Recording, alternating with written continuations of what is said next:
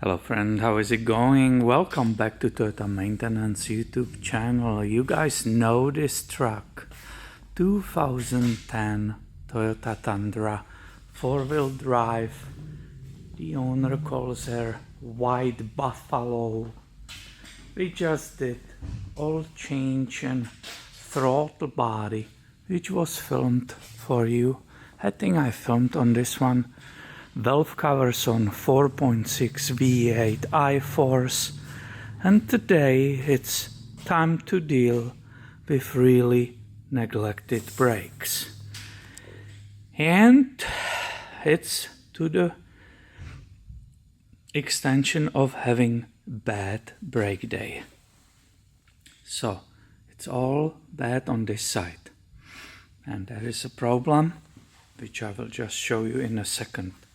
But let's just enjoy how horrible these brakes are.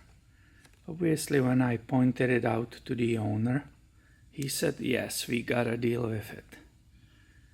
Look how that brake pad was barely using this rotor at all. It's extremely rusted. It was using, I will say on this side, like only 50% was touching the rotor. The rotor surface, it's completely falling apart. The rust is growing on it and peeling off chunks of metal. Surprisingly, the piston in the caliper was very free. There was no rust. So that's good, but there is one big problem. Here you can see the grooves on those brake pads. It's absolutely crazy. They're not super thin, but this all has to be replaced. The problem comes here. There are these two sliding pins, and one of them is broken. It's completely rusted inside. You see the remainings of the metal inside in that hole, where this entire brake pad's support slides, and therefore the both pads are wearing evenly. So this is what's supposed to be looking, but what you see is the rest of it is stuck in this support. So that's a problem. So you can see these dust boots failed. Basically on both sides. It should be replaced today, because that's the reason why the moisture, dust, but mainly moisture in this case, got in. To my great surprise, I was able to find from the supplier all the rubber boots which are bad, also the pins that are available. It's all in the kits, it's all coming, the brand new supporting steel plates and so on. So now it's only one problem: removing that part, the metal part, which is stuck inside. So let's begin with removing that rubber insert on this side, where the pin is not broken, but the whole set is coming with that replacement. Oh, here you go. See that? Hopefully that's already cut off. It was all damaged. So this side is fine. We can insert the new hardware when it will come, right here. But this is where the broken part is, and that's our serious nightmare. I hope I can get it out and we can finish the job. This owner is a big fan of this channel, but it's his work truck, as we said already, and he needs it for his work. So this is one of those, ideally it should be fixed today. Just cutting off that remaining rubber boot, and this is as close as I can get for you to show you the problem. Anytime you want to drill out something, you need to establish the center for the drill bit. If you just bring the drill bit, even small one, and try to get in, it might start jumping around. You will get off the center. So ideally, you have a center punch. And this one is spring-loaded, and hopefully, I'm looking correctly, I can see the center of the broken part. Now there is a spring inside. Listen to this. And that, believe it or not, it's actually enough for me, and I can see it there. It's enough for me to make a little tiny center hole, and I will start with a very small drill bit. I could go higher with bigger, but you know what? I don't want to lose that center. And so far, it looks good.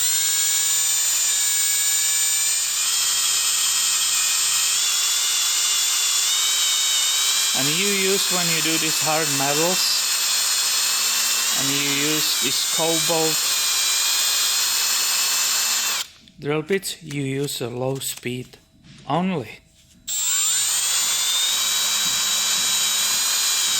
That drill bit is designed for that.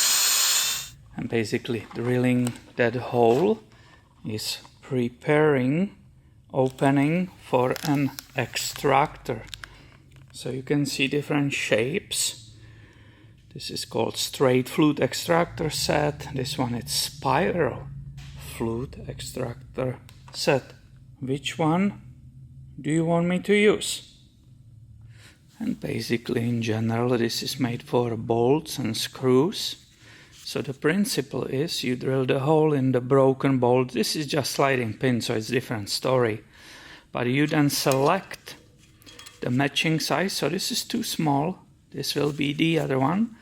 And that flute, that spiral, is basically the other opposite way of the thread. Normally when you turn the bolt in, you go this way, clockwise.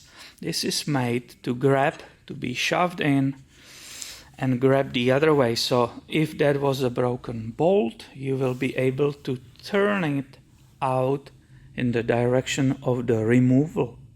I will always try to tap it in to get seated.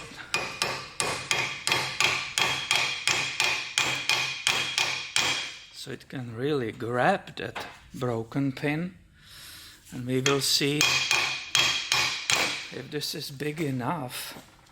For me it's always the biggest challenge how to grab these extractors, because that area is pretty small. And yeah, this job might be more difficult than we think. The vice grip is already slipping. This dust boot actually doesn't go all the way through. This is ending right here. I should have get rid of it already, but it looks that the rubber, I still feel it down there, goes too far in. So I won't be able to actually spray any stuff in. A few minutes later, I finally made it all the way through that pin. It popped, so I definitely can get that catalyst inside, meaning through that center. It will actually go all the way, and behind it in that opening, and that's a wife, guys. The wife's calling. Have to answer. Hurry up, Peter. And now I have it filled up all the way to the top so that PB Blaster can help me out. Hopefully there will be a difference. Meanwhile, check out the back of the rotor, which was on that driver's side. You should see how this lip is ginormous. It's eaten in. This is chunk of missing completely. This is absolute hardcore bad. So now that broken pin inside. Come on, baby. It's weakened, correct? I drill all the way through it, so it became like a pipe. And I need to break the rust between this support and the pin. So I will go ahead and tap on it, and I want to see if it will maybe move instead of trying break it loose with these extractors. Obviously you don't want to really tap it in even deeper, but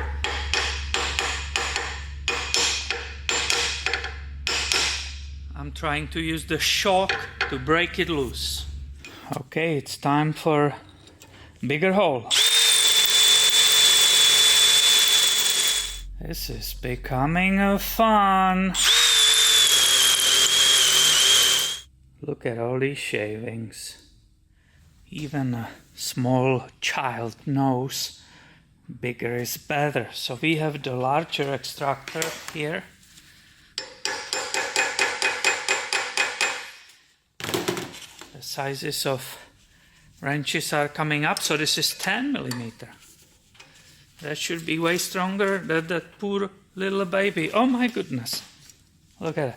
Look at it. Guys, look at it. All it needed, weakening that pin. And if you drill through it and make basically a little metal pipe out of it, look at it. The owner will be so happy. It's coming out. The white buffalo, that's the Tundra's name. Oh yeah, look at this. This is incredible. Wow. This is what we got out. Now I should be able to remove the rubber, the remainings of that rubber boot. And that was one of the reasons why it all failed, because the dust boots, the rubber boots, did lead. Oh yeah, this is the remainings of it. That's what I couldn't get out before. So now it will be a bunch of cleaning, because we have to make sure that new pin, which the parts actually arrived already, should be here on the boxes. Just to try it. This is the unbroken old one. It was right here in the rubber, but they are the same diameter. Oh yeah, this is wonderful, and it's tight. It's nothing missing there. It has that mini play only, which will be filled with that high temperature grease. Let's move in better area so we can film here out of the sun. So this is passenger side. I didn't take apart yet, but it all has to be replaced. Do you see it? These dust rubber boots are ripped, and here is the saved support for the brake pads. And if you look, this is the dead end hole, but the other one actually comes through. So this is the hardware for come through hole, which needs to be installed here. That rubber slider that will come here, and just this baby, come on, this baby, it will be installed this way. There is that little groove, that's the one right there. It will pop in. I already thoroughly cleaned this, opening this hole. I use the compressed air to blow everything out. I just want to install this rubber boot, and look at it, perfectly snapped in. For all the brake work, again, CRC, brake and caliper grease. This is a synthetic, and it's resistant to the higher temperatures. So, just a little bit. I normally wear my black gloves, you know that, but I'm operating the camera. I grab the quarter extension. I don't want to rip it right here, but I think it will work out. Oh yeah, look at it. So it finally made it through. This will never let any dust in, and the brand new pin will be able to slide there and back. Now this is where it ends, the dust boot. This is where it travels that entire time. This thread is not there anymore.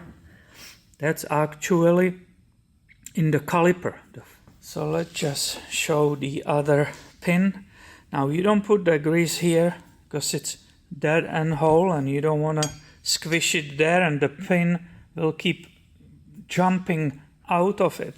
So when you are installing it, this is the only area where you put it. This is the sliding function right here where you see it. You don't put it here, you don't put it on that thread. Let's see. Oh yeah, look how easy it is moving.